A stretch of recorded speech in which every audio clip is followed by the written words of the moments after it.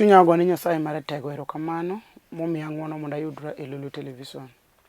Yiena mondo walem eka mondo yalo wach mar maler omiya. Wamiyo nyingi duong' tinende nikech iber pile odiochieng' gotieno wuoro maler. In Alpha kod Omega, in chakruok gi giko ratego. Onge gimoro amora manyalo chung' e nyimi matami. Aketo studio mar Lolwe lweti, Nyasachi nyiseche. Yiena gi tekoni mar polo mondo igwedh studio ni, igwedh wuon studio, igwedh ji duto te matiye, igwedh nyaka pap got magintie, nyaka joyalo te gi pastors te, ji duto matiye iye ka. Nyasaye madonjo e gedni katiyo ka, igwedhi. Wamiyo nyingi duong' nikech isewinja. E kinde machal kod ma, an kaka jatichni, an onge gima ng'eyo, onge gima dawachi kendo kiwuoyo. Injili madwa somo ni, madwa yalo ni mago gigi, muma madwa somo mago gigi, omiya chiwora e lweti, imidwaro ni otimre, e remb Yesu Kristo jo Nazareth. Amen. Yiena wasom kodi muma mar maler omiya. Adwaro mondo wasom kodi Samuel mokwongo 10:7. Matindo 31. Wabro some mos mos to wabro lamo Nyasaye. Ang' natie kod Zaburi 57. Muma wacho, kane ji owinjo gima Daudi owacho, ne ginyiso Saulo mi no oro ng'ato mondo ome. Daudi nowacho ni Saulo niya, chunyi kik nyosre nikech ja-Filistia cha. Abiro dhi kedo kode. To Saulo nowacho niya, ok inyal dhi kedo gi ja-Filistia nikech pod in mana wuoyi moa, to jalo osebedo jalweny chakre tin-ne. To Daudi nodwoko Saulo niya, Ruoth, an jakwadh jamb wuora, to ka sibuor kata ondiek omako rombo e lek, to aluwe maked kode mondo ares rombono e lake. To kapo ni ochikore kuoma, to amako yie tike kendo agoye manege. Asenego sibuoche gi ondiegi, omiyo ja-Filistia makia Nyasaye no bende biro tho mana ka ondiegi nikech othiano ni ogend Nyasaye mangima.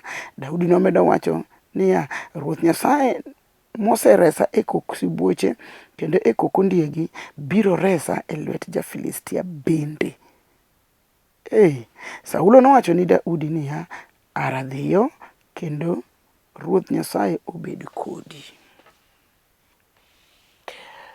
Wach masomo ne nigi teko moro, entiere gi mbi moro, en gi wachne moro. Ondiki e muma masomo. Giwi malo moka somo wacho ni Daudi kane odonjo e paw lweny, kotero nowetene chiemo, to ang' orado gi ja-Filistia magath, giant, ng'at mang'ongo maraduong'lo marabet makore gi gunde onge. To yudo ka ng'atni yanyo jo Nyasaye. Kendo yany mane goleth yanyo gago jo Nyasaye nomiyo jo Nyasaye obedo maluor. Maka goleth wuoyo to giringo gi lal. Nikech loch noloyo gi. To ka Daudi ochope pap, to Daudi wacho wach moro. To ma ng'at manade ma yanyo jo Nyasaye mangimani. To wacho ni odwa dhi kedo gi ng'atno. Andika was 31 wacho, ka ji owinjo gima Daudi owacho, ne ginyiso Saulo, mi Saulo no oro ng'ato mondo oome. Daudi nowacho ni Saulo niya, chunyi kik nyosre nikech ja-Filistia cha, abiro dhi kedo kode. Mane thuon wach mopong'o chunya, mane wach madwa baro iya. Wan kod lwenje ma wakedogo pile. Wan kod wasigu mok dwarwa pile. Wan kod tuoche magoyowa pile. Wan kod dhier machandowa pile. Wan kod plan ma plan tok chopi pile.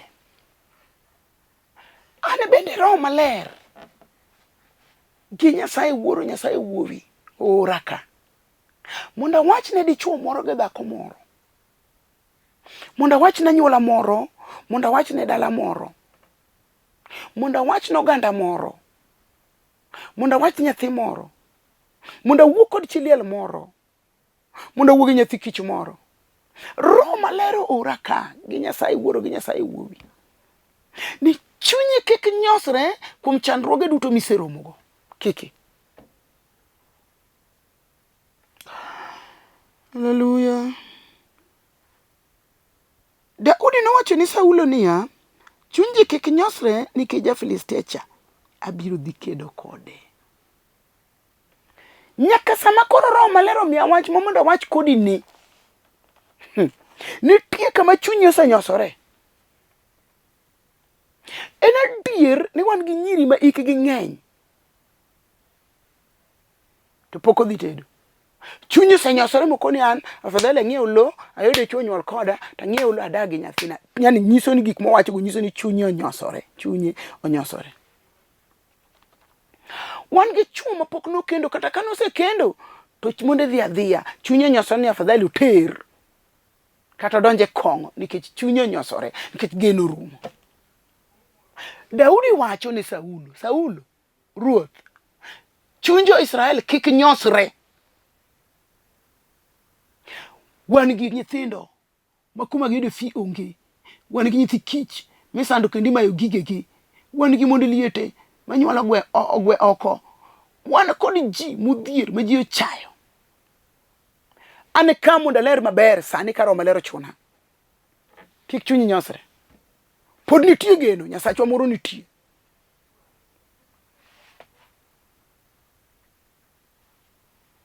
Mama mapok onyuol ma chunye ywakni, chunye we nyosore. Mumb Nyasaye wacho ni Daudi nowacho ni Saulo niya, chuny ji kik nyosre nikech ja-Filistia cha abiro dhi kedo kode. An bende romo lero ora mondo wachni chunyi kik nyosre ne chandruok mosechandi no. Nyasaye dhi kedo kode. Motow ma ji yanyigo ni chunyi we nyosre. Nyasaye dhi luoko, dhi loso, dhi luoko, dhi chweyo, dhi piedho, yani dhi chwero mamuon maber. Chunyi kik nyosre. Awacho niya, ji oseyanyi gi kinda. Andika wacho ni chunyi kik nyosre. Abiro dhi kedo kode. An kamondo wachni ni gima sandi ni we nyoso chunyi.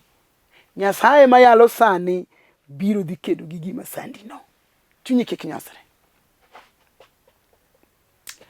Churi nyonyombo mogweyi knockout. Chunyi kik nyosre. Nyasachwa dhi kedo kode. Nyikinyo biro kani malo. Mi ywak mi paro tho. Chunyi kik nyosre. Nyasachwa dhi kedo. Daudi kone Saulo ni kone jogo ni kik chunygi nyosre. Nikech ja-Filistia cha abiro dhi kedo kode. Ibe chandruok mosechandi chunyi we nyosore. Nikech chandruogego Nyasaye dhi kedo kode. Muma wacho ni Daudi nowacho ni chunyi kik nyosre nikech ja-Filistia cha abiro dhi kedo kode. Ane kamondo nyisi ni kata choke maramigo isethiedho ndi chunyi we nyosore. Nyasaye dhi kedo gi lwenyno. Tuono Nyasaye dhi kedogo. Joma nigi hypertension luongo ni blood pressure, gin wuoyi matek kaka koro wuoyini to wiye go mani winji gimose sandino. Chunyi kata bed mana mar kodhi mar remo, chunyi we sandore. Chunyi kik nyosre. Nyasaye dhi kedo kode. Kata bed mani ngi kansa yi kaka an mani jichino oto iya makora chwich. To jal mayale mano kedo kode mogole. Chunyi kik nyosre. Nyasaye dhi kedo kode. Awacho niya, kati bed mani nyuse bedo confirmed ni in gukini. Chunyi kik nyosre. Nyasaye dhi kedo kode. Koda in mana gi athma makore thung'a. Chunyi kik nyosre. Nyasaye dhi kedo kode. Awacho ni kata ka in mana gi allergy. In kata much gimoro ok goyi, igit kori thung'. Winji. Nyasaye dhi kedo kode. Koda in mane yath moro matindo kete ma ji wuotho gi ofuku. To kodhi thung' to kete e nicha. Winji na. Chunyi kik nyosre. Nyasaye dhi kedo gi tuo moketi mondo iwuoth gi yathno. Koda in gi sickle cell, nyathini nigi sickle cell, tuo ma en rembe rumo dende ok lokre yelo. Kik chunyi nyosre ni nyathina. Nyasaye dhi kedo gi tuono. Kata in gi nyathi ma nyaka ne chak somo pok nobedo namba 1. Chunyi kik nyosre. Nyasaye dhi kedo gi fuono. Koda in gi ot manyo chako gero pesa be koro olandore luti morumo. Otodong kanyo ji nyieri lumo setiye. Chunyi kik nyosre. Nyasaye dhi kedo kode. Dhi kelni pesa. An kagedo nagero ot.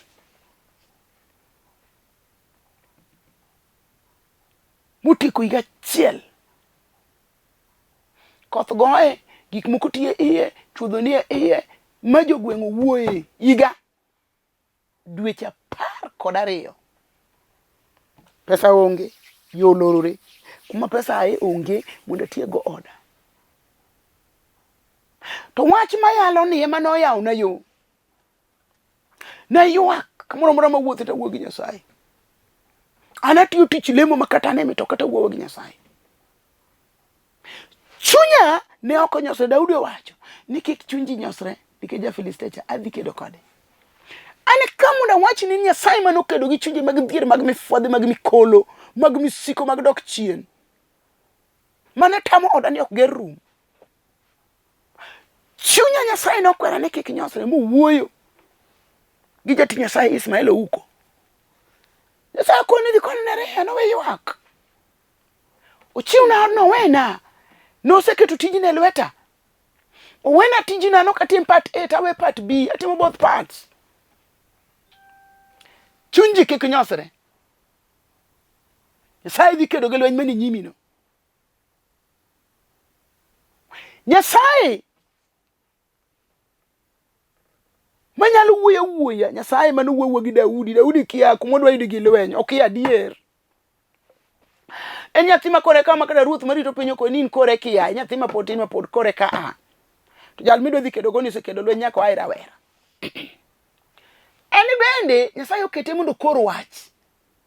An bende ruoth okela ka mondo akor ni wach. Nikech adier Daudi ne onge gi gir lweny. To winje chunye ka roho opong'o, teko Nyasaye opong'e.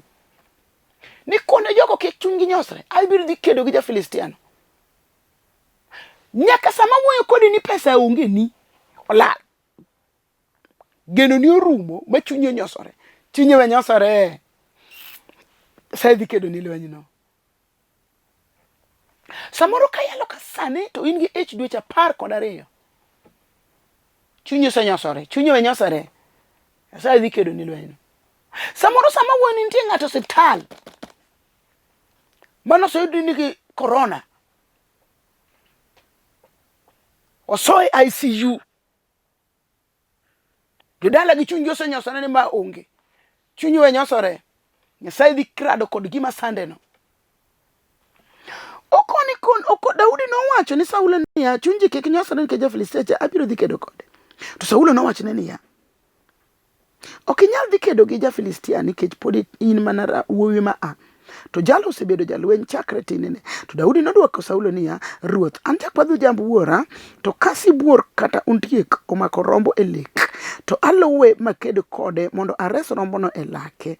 To kaponi ochikore kuoma, to amako yie tike kendo agoye manege. Asenego sibuoche gi ondiegi mang'eny.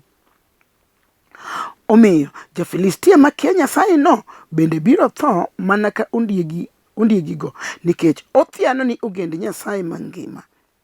Daudi nomedo wacho niya, ruoth Nyasaye moseresa e kok sibuoche kod ondiegi biro resa e lwet ja-Filistia bende.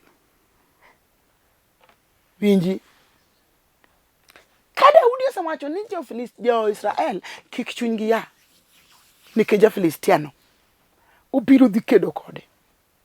Chunyi kik ane chandruok mise chandruok. Yani mose yanyi Kik Chunyi a. Nyasaye ni ka dhi kedo gi chandruogi no sani. Chunyi we a. Nitiere Nyasaye manyalo wuok gi tiende. Mano wuok ka kono jo Sodom gi Gomora richo pongo. To koni ywak mowinjo mowuok e piny Sodom gi Gomora. Nikech richo madongo ma Sodom gi Gomora osetimo. En Nyasaye ma amalo nikech en Nyasaye ma jadiera. Odhi neno ka weche go be gin adiera mondo bed janeno. Nyaka chandruogi no ga yanyi mose yanyi no gi dhier midhier no ga chaya ma ji chayi no. Nyasaye ose amalo. Owacho no amalo mondo ne chandruok no gi wang'e. Ne gino we chungi nyimi. Nyasaye ose amalo mondo ked kode. Saulo kone nino kanya kedo kode. To winji, Daudi wacho. Daudi duoke. Daudi nodwoko Saulo niya, ruoth, an jakwadho jamb wuora, to kasi buor kata ondiek omako rombo e lek, to alawe maked kode mondo ares rombono e lake. To kaponi ok chikore kuoma, to amake gi yie tike mi anege. Asenego sibuoche kod ondiegi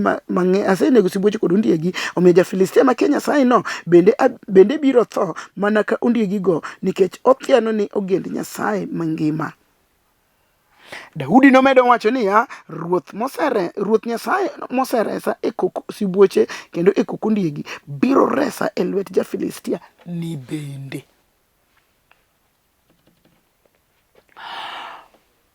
adwani dog chien mondo par kumisaye gi chandruogi ni. Nitie nyaka kama Nyasaye osegolie to wiyo wil nikech chandruok omedore. Nitie gik ma Nyasaye osetimo to kia nikech chandruok omedore. Daudi wacho ni ruoth winjo kata onge gir lweny kata tin.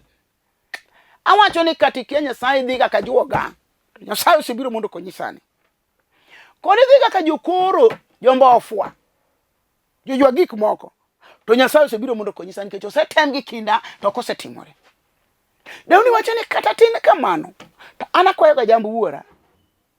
To kondie kata siburu biro momaya rombo talawe maked kode mares rombo ne lwete. To kopono chikore kuoma tamake gi yetike. Takedo kode manege. Asenego sibuoche kod undigi mang'eny. Omiyo ja-Filistia makia Nyasaye ni bende biro mana tho kaka sibuoche gondigi kanotho. Nikech othiano no gend Nyasaye mangima.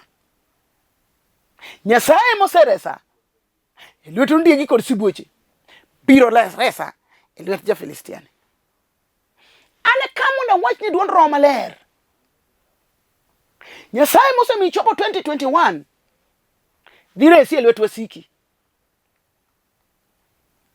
Nyasaye mayendo golo ni typhoid gamiba dire si e lwet wasiki. Nyasaye mayendo goli lwet accident dire si e lwet wasiki. Nyasaye manjo goli od pala ka operation omaki di goli lwet wasiki. Nyasaye mayendo goli e lwet wasigu ma jonek ma wajambasi di goli lwet wasiki. Awacho niya Nyasaye manyo goli lwet ajuoga kelar kodilo de timo ni onosani. Muma wacho ni Daudi wacho ni Nyasaye osegola lwet undigi gi sibuoche mang'eny. Nyasaye moseresa e lwet sibuoche kod undigi no dile resa e lwet ja-Filistia makia Nyasaye ni. Nekech okedo kod ogend Nyasaye mangima.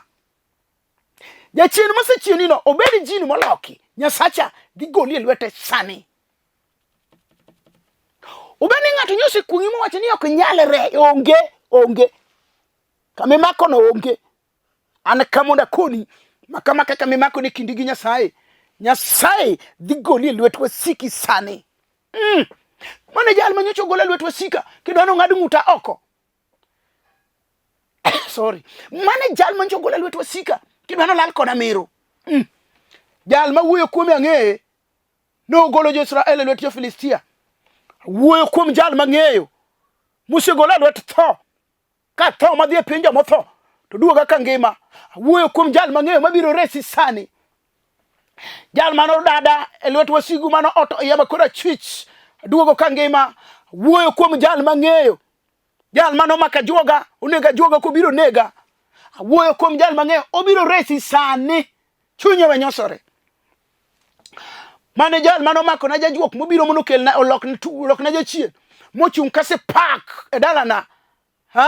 Ng'eyo Nyasaye man go tuoch. Mane Nyasaye makiwa yambo fwa pile to rado kod wasika. Ubiro rado kod gisani. Chunye Nyosre. Nyasaye mano reso Daudi e lwet ondiek gi sibuoche biro resi sani.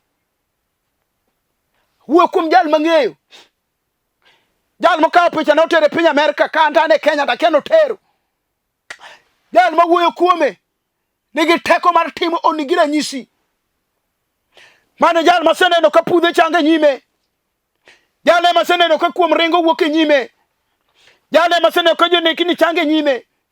Mane jal mosegolo ji Illuminati. Jal ma wuoyo kuome maseneno ka chango jokimia cheng kama. Jal ma wuoyo kuome sereso janeko.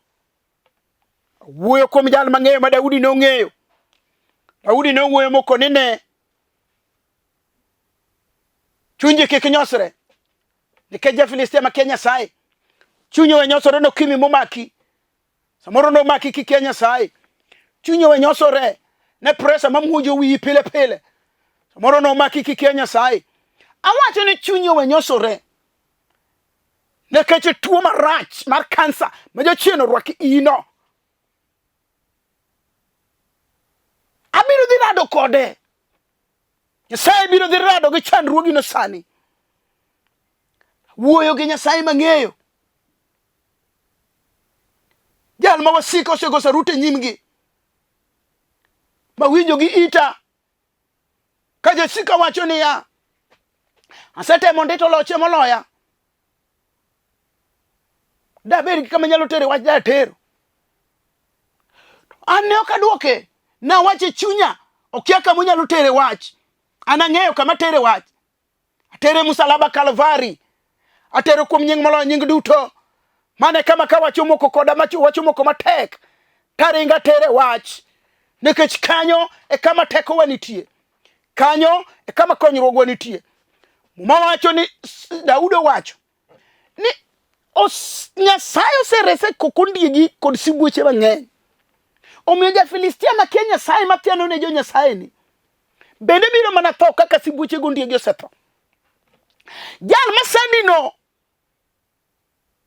Jalo. Wadwa chiwe lwet Nyasaye sani. Obed ima kuot. Ma ji wach ni in gi ich yonge go. Gino wadwa chiwe lwet Nyasaye sani. Obed tuo ini diwa. Tichango. Kawuono wadwa chiwe lwet Nyasaye. Obed tuo makori thunga. Wadwa chiwe lwet Nyasaye sani. Daudi wacho ni Nyasaye moseresa lwet ondiegi kod sibuoche. Moseresa kok sibuoche kod ondiegi. Biro resa e lwet ja-Filistia sani. An kamunda koni ni gimosetamino rangach mosetamara yawano. Kawuono Nyasaye ma Nyasach Israel biro resi e lwet wasiki sani. An kamunda wacho niya, nyithindi moran tego. Wane nyim Nyasaye maduong'. Jal manonego ja-Filistia ratiro. Mawiye jo Israel oserekeago. Obiro timo gimoro sani ne kothi ma jachien oranogo sani. Nikech nitie teko e nying Yesu Kristo ma ja-Nazareth mar chodo nyororo te.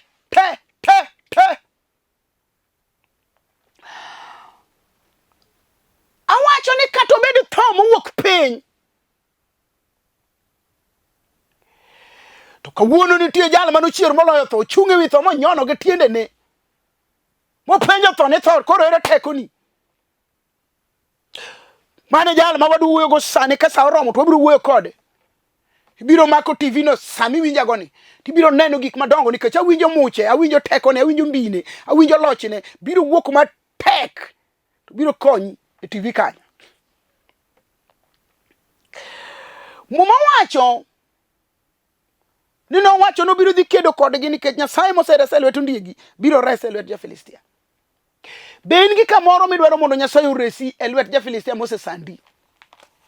Ja-Filistia moserano ni nyithindo pile. Apako Nyasaye maduong'. Ja-Filistia moseoro ni jochiende mag joma notho chon ma kawuono wuotho kodi.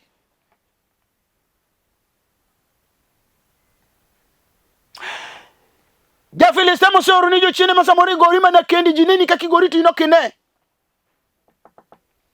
Koda gibene chunje mag jochiende mowuok e piny ruodh mudho e dhone buona piny kuma Lucifer dake. Kawuono gibiro rado gi Nyasach nyiseche. Gibiro rado gi teko mar musalaba Kalvari. Gibiro rado gi nying man gi teko, nying molo nying duto. Kada ka inde chuo ma jachien olal gi teko ne.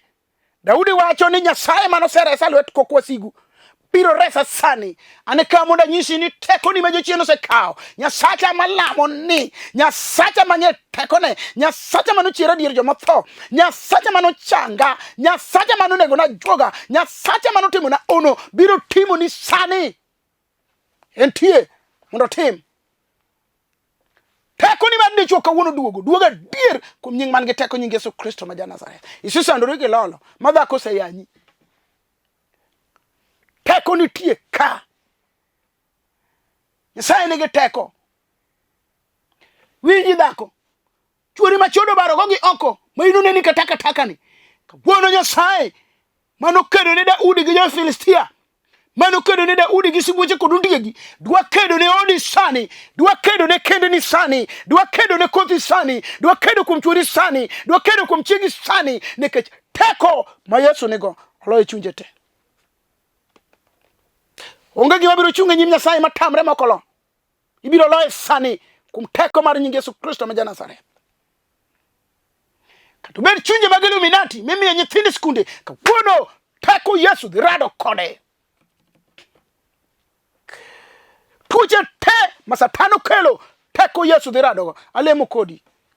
Wapaki wapuoi. Wadendi wadhiali. Ribi konto glory master. Apako teko mamalo sani. Apako loch mar musalaba Kalvari.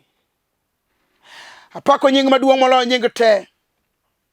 Jalno mako TV ko ywak malit chandruok orome. Oketo lwete kamarame, oketo lwete chandruoge, oketo lwete pache. Gik moloso ok dhi kare achiwe lweti sani kuom nying Yesu Kristo. Nyingi mosiko ratego mondo yud duong'. In pok ilokori Nyasach nyiseche. Duongi pak mondo dogni e polo malo. Ating'o nyingi malo osiepna. Agoni sarut nikech iromogo. Kulora nyimi ruoth nikech owinjore. Amiyo nyingi duong'. Erokamano kuom timo e remb Yesu Kristo ma Nazareth. Amen. An mawuoyo kodi an Nereah Mbewa mar Karachonyo ka Uma School Kandiege. Awuok e kanisa mar Hope for God in Christ. Nyasaye matimo ono yando timo na ono. Miyo miya kanisa mafulo ni nyingeno. Nyasaye no osetimonwa ono. Momiyo wa kanisa simbi nya ima piny Kindu mar Hope for God in Christ. Omiyo wa kanisa mambo leo Kisumu. Awacho magi mondo arwaki kanisnigo. Omiyo wa kanisa Mpongwe. Omiyo wa kanisa town Nairobi Mfangano Street. Oyuangori Hotel. Omiyo wa kanisa machielo Njogo Road City Stadium Kaloleni e hall mar Joka City. Warwaki kuonde go te kum nying Yesu Kristo ma Nazareth. Kaw namba na 0720403913. Warwaki chokruok mar yudo gony, chokruok mar chang, chokruok mar yudo hono e kanisni wagoduto te. Kum teko mar remo mane chwere msalaba Kalvari warwaki bi. Nyasaye ma ono mondo gwedhi kibiro. Nyasaye ma ono mondo gwedhi kichango. Nyasaye ma ono mondo gwedhi ka imulo TV mineno gik madongo ma Nyasaye timo. Nyasaye mondo los ino. Nyasaye otim ni ono nikech onni ni e lwet Jehova. Waseyie ni Nyasachwa nigi teko mar timo gik moko duto. Ayie ni osewinjowa e remb Yesu Kristo ma Nazareth. Shalom.